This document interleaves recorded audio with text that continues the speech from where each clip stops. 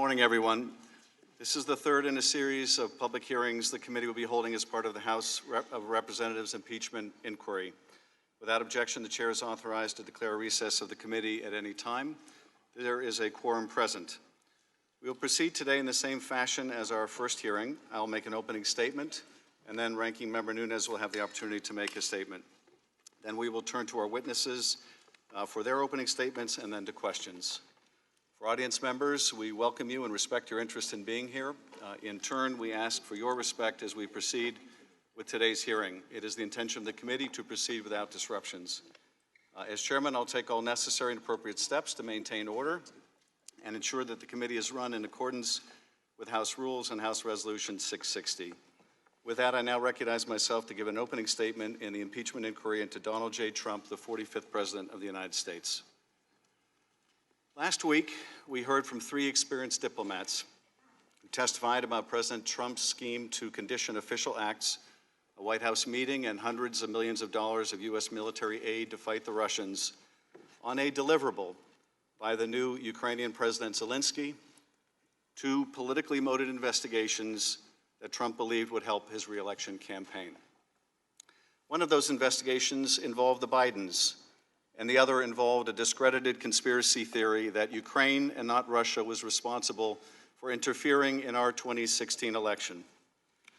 As Ambassador Sondland would later tell career Foreign Service Officer David Holmes immediately after speaking to the president, Trump did not give he then used an expletive, about Ukraine. He cares about big stuff that benefits the president, like the Biden investigation that Giuliani was pushing. To press a foreign leader to announce an investigation into his political rival, President Trump put his own personal and political interests above those of the nation.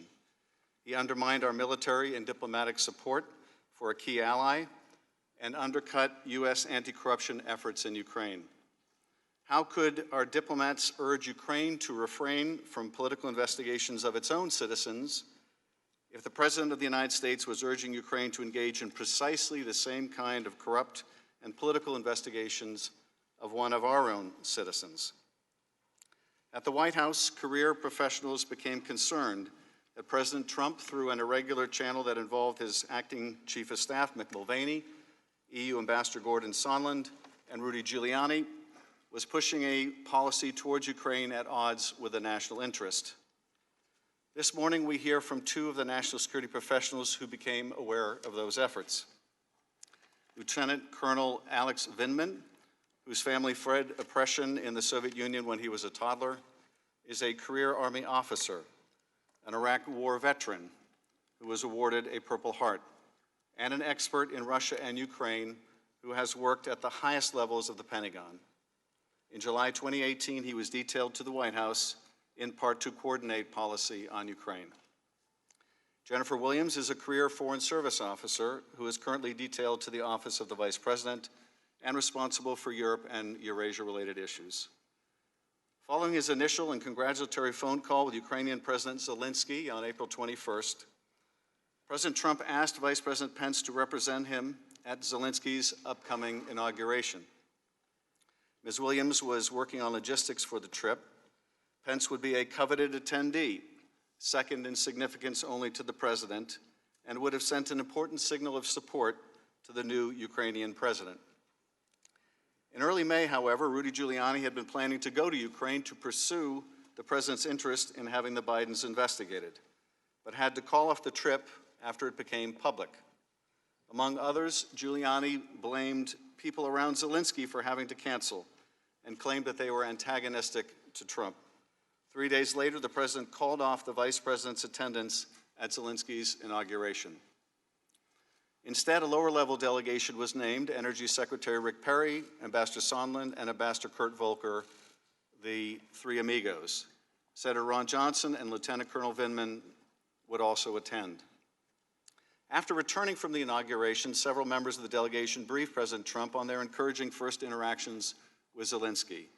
They urged Trump to meet with the Ukrainian president, but Trump instead criticized Ukraine and instructed them to work with Rudy. A few weeks later, on July 10th, Ambassador Sondland met at the White House with a group of U.S. and Ukrainian officials, including Colonel Vindman, and informed the group that according to Chief of Staff Mulvaney, the White House meeting sought by the Ukrainian president with Trump would happen if Ukraine undertook certain investigations.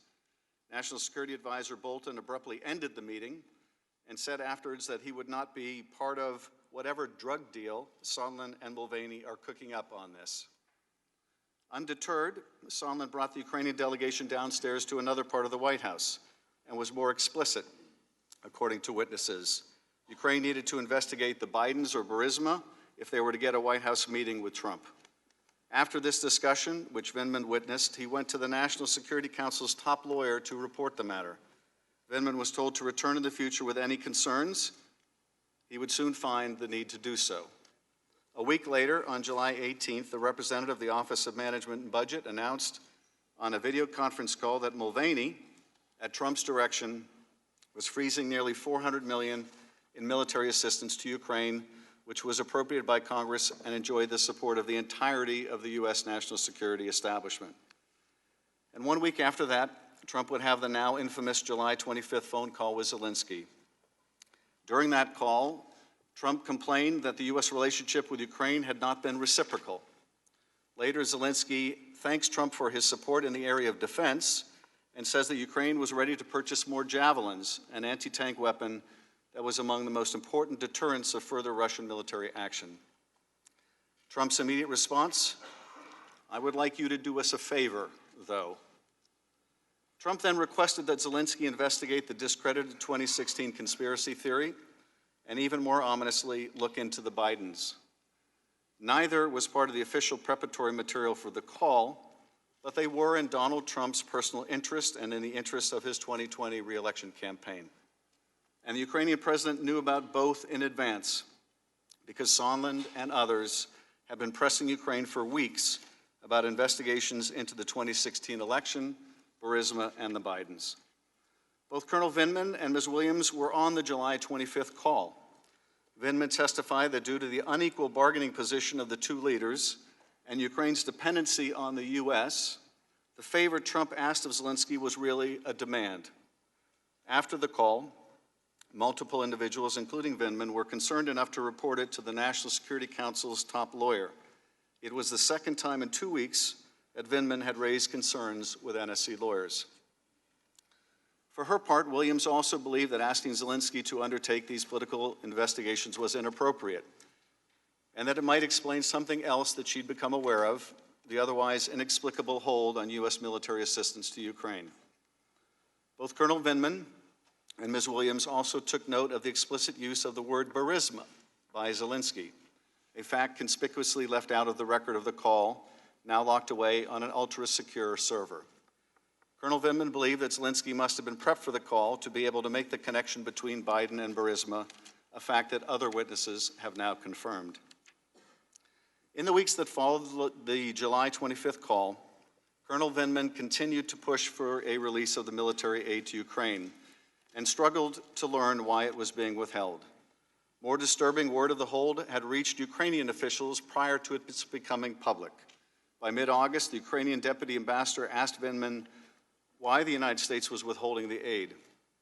Although Vindman didn't have an answer, Sondland made it explicit to Ukrainians at a meeting in Warsaw.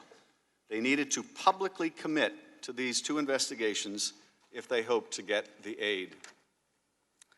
Ms. Williams, we all saw the president's tweet about you on Sunday afternoon and the insults he hurled at Ambassador Yovanovitch last Friday. You are here today, and the American people are grateful. Colonel Vindman, we have seen far more scurrilous attacks on your character and watched as certain personalities on Fox have questioned your loyalty. I note that you have shed blood for America, and we owe you an immense debt of gratitude. I hope no one on this committee will become part of those vicious attacks. Today's witnesses, like those who testified last week, are here because they were subpoenaed to appear, not because they are for or against impeachment. That question is for Congress, not the fact witnesses. If the president abused his power and invited foreign interference in our elections, if he sought to condition, coerce, extort, or bribe an ally into conducting investigations to aid his reelection campaign and did so by withholding official acts, a White House meeting, or hundreds of millions of dollars of needed military aid, it will be up to us to decide whether those acts are compatible with the office of the presidency. I now recognize Ranking Member Nunes for any remarks he'd like to make.